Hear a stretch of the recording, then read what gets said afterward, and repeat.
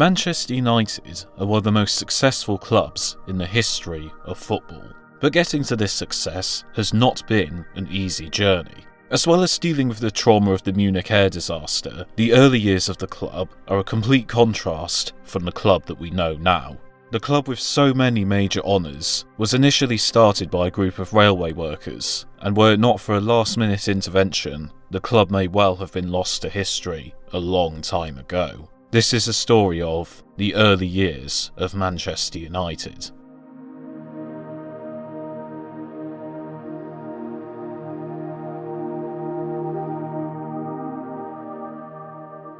The club we now know as Manchester United were founded in 1878 and were initially known as Newton Heath Lancashire and Yorkshire Railway Football Club. They were founded by a group of railway workers looking for something to do in their spare time, who would pay out of their own pockets to turn out for the club.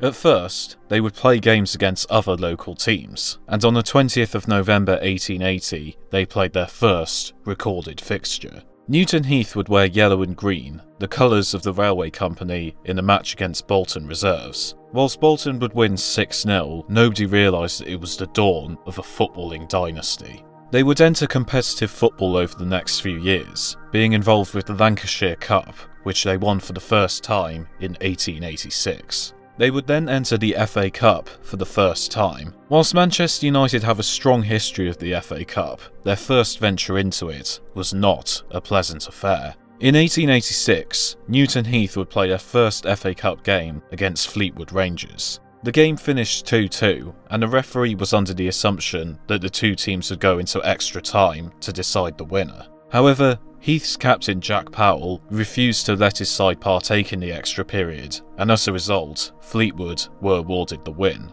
Newton Heath would boycott the FA Cup until 1889. The club continued to dominate the Manchester Cup, and would soon begin their league campaign. After initially being rejected from the Football League, they joined the Combination, which was a regional league. The Combination only lasted one season, and after being rejected from the Football League once again, Heath would join the Alliance, another league for teams rejected from the Football League. During their time in the Alliance, Heath cut ties with the railway, with the LYR being removed from their name. Heath would finish second in the Alliance in 1892, and the next season they were finally accepted to the Football League. Heath's start to life in the Football League was not a pleasant one either. They would finish last and face the winners of the second division, Small Heath, now known as Birmingham City, in a playoff to decide which team would be in the top flight the next season. Newton Heath won over the two legs to secure their place in the first division. However, they would once again finish in bottom place, and this time would lose the playoff to Liverpool, and Newton Heath became the first ever team to be relegated to the second tier of English football. Newton Heath would purchase forward Joe Cassidy with the aim of returning to the top flight. He would score 4 goals in his first game, a 14-0 win over Walsall.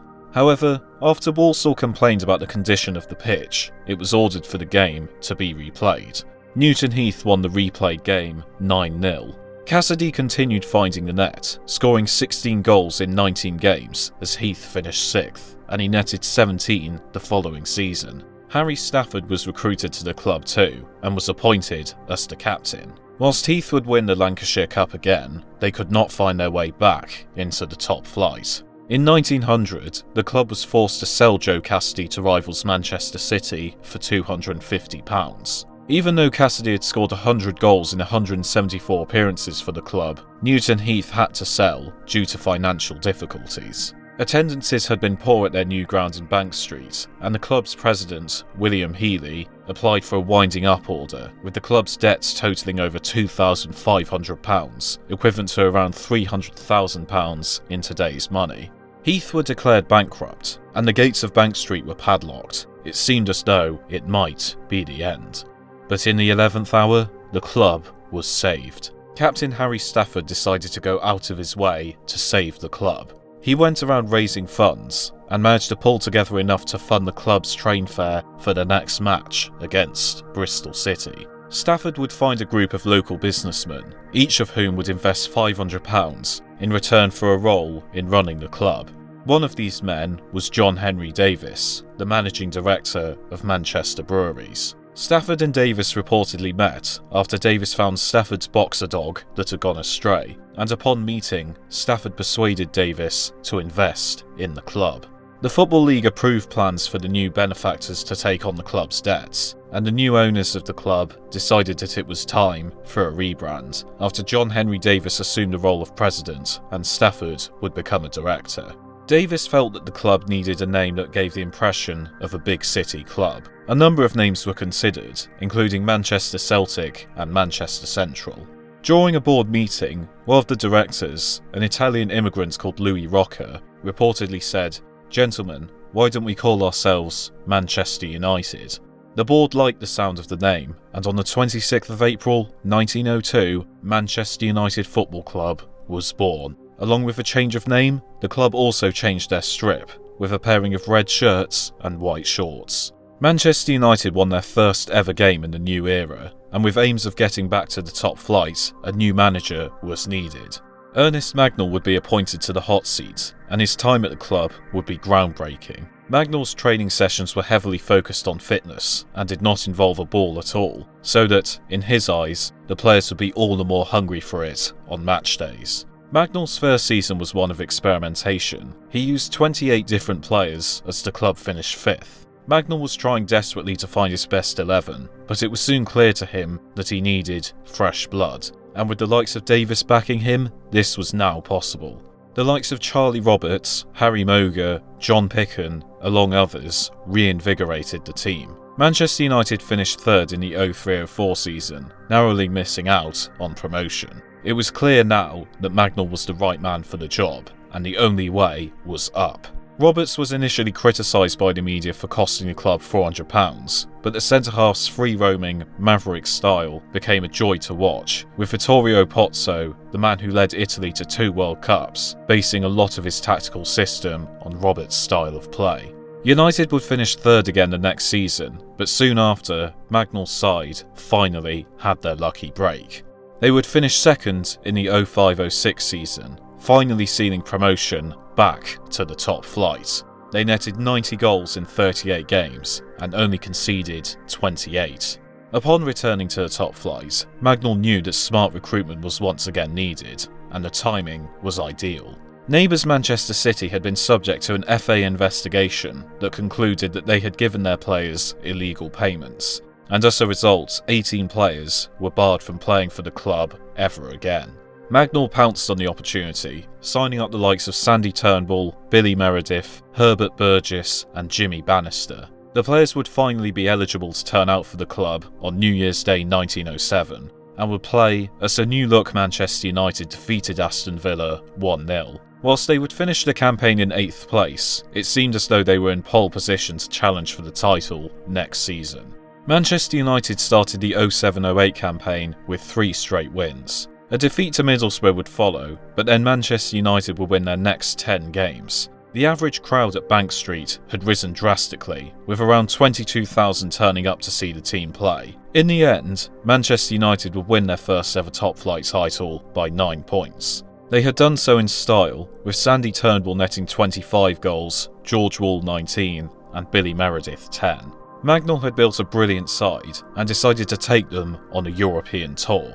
The Red Devils would defeat sides in Czechoslovakia and Austria before travelling to Hungary, where they beat Ferencváros 7-0. Manchester United would then partake in the first ever Charity Shield, where they faced QPR. The game finished 1-1 and would go to a replay, where Manchester United won 4-0 to win the first ever edition of the Shield. United failed to defend their league title the next season, but they had a chance to add another trophy to their cabinet. Manchester United beat Brighton, Everton, Blackburn, Burnley and Newcastle to reach their first ever FA Cup final in 1909. Manchester United would face Bristol City at Crystal Palace for a chance to win the famous trophy for the first ever time. Sandy Turnbull was initially due to miss the game because of a knee injury. However, on the morning of the game, Turnbull told Magnall that he was able to play. Captain Charlie Roberts backed up the inside left, saying to Magnall, "Let him play. He might get a goal, and if he does, we can afford to carry him." Magnall agreed and allowed Turnbull to play, and it would turn out to be one of the best decisions in Manchester United's history.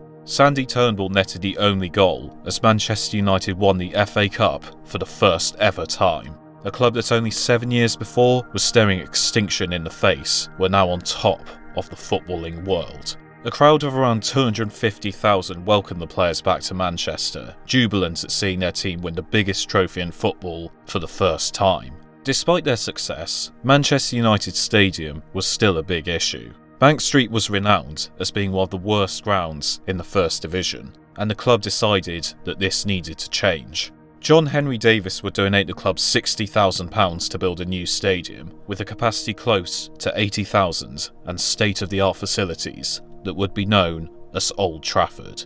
Legendary architect Archibald Leach was hired to help design their new stadium, and the turnaround was remarkably quick. Old Trafford's first ever game took place on the 19th of February 1910 and ended with a 4-3 defeat to Liverpool in front of a crowd of 45,000.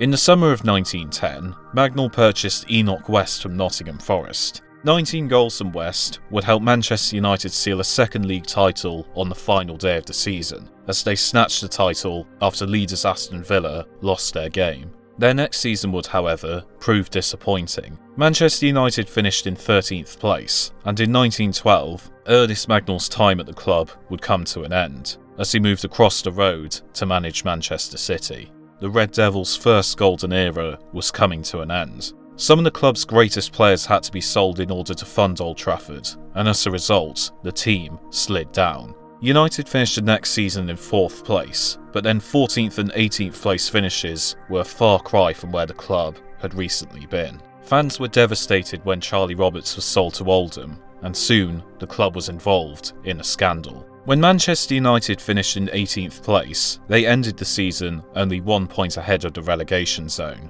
thanks to a 2-0 victory over Liverpool. But after the game, suspicion began to grow. There were reports of bookmakers receiving a surprisingly large amount of money on bets on a 2-0 win to Manchester United, and an investigation took place, which pointed to the fact that during the game, Liverpool player Jackie Sheldon had missed a penalty. The bookmakers refused to pay out, and an investigation from the FA concluded that some of the players profited from the result, so as a consequence, a number of players from both sides were banned, with Sandy Turnbull, Enoch West, Lawrence Cook and Arthur Worley being the Manchester United players banned for life. Sandy Turnbull was killed 2 years later, fighting on the Western Front in 1917.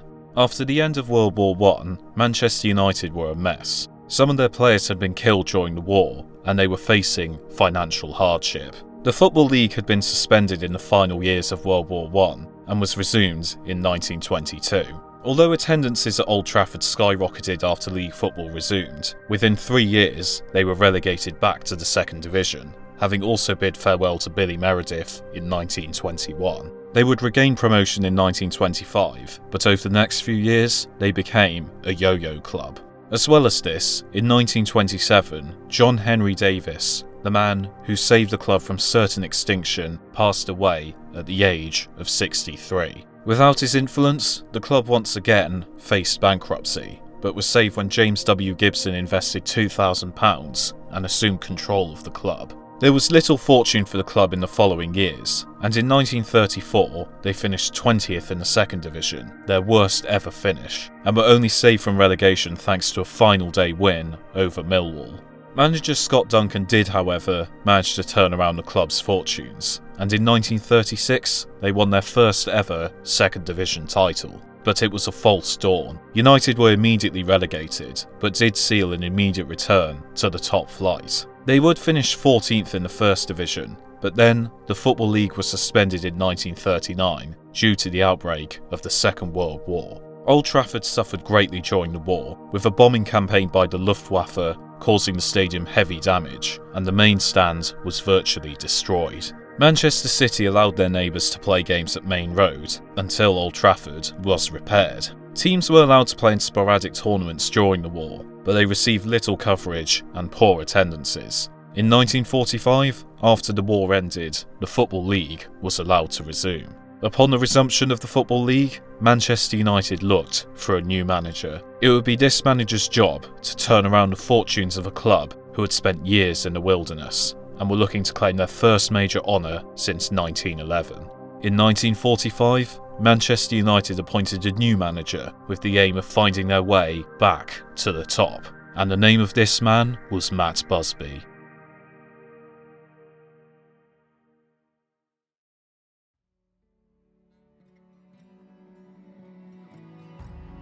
Whilst Manchester United are now known as one of the most successful teams in the history of football, many may not know how close they were to being lost in time. Whilst the likes of Matt Busby and Alex Ferguson get their due credit for what they achieved with the club, without the likes of Harry Stafford, John Henry Davis, Ernest Magnall and others, Manchester United would not exist at all. Football owes a great debt to those who saved Newton Heath and turned them into Manchester United, because without them, football as we know it would be a completely different game.